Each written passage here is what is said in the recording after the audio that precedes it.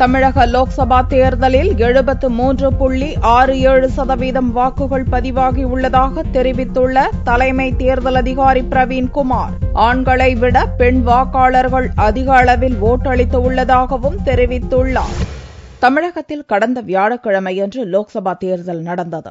ஓட்டுப்பதிவின் முழு புள்ளி விவரத்தை சனிக்கிழமையன்று தலைமை தேர்தல் அதிகாரி பிரவீன்குமார் வெளியிட்டார். தமிழகத்தில் 39 தொகுதிகளில் மொத்த சராசரியாக 73.67% ஓட்டுகள் பதிவாகியுள்ளன. இவர்களில் ஆண் வாக்காளர்கள் 73.49%, பெண் வாக்காளர்கள் 73.85%, இதர பிரிவினர் 12.72%. அதிகபட்சமாக தருமபுரியில் 81.7%, குறைந்தபட்சமாக தென்சென்னையில் 60.4% ஓட்டுகள் பதிவாகியுள்ளன. 3 தொகுதிகளை உள்ளடக்கிய சென்னையில் சராசரியாக 61.83% ஓட்டுகள் பதிவாகியுள்ளதாக பிரவீன்குமார் தெரிவித்தார்.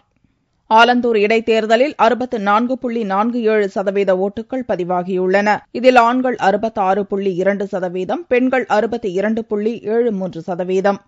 கடந்த 2011இல் சட்டசபை தேர்தல் நடந்தபோது ஆலந்தூரில் 63.87% ஓட்டுகள் பதிவாகியிருந்தன என்றும் பிரவீன்குமார் தெரிவித்தார். லோக்சபா தேர்தலில் தொகுதி வாரியாக பதிவான ஓட்டு சதவீதம் குறித்த புள்ளி விவரங்களையும் அவர் வெளியிட்டார்.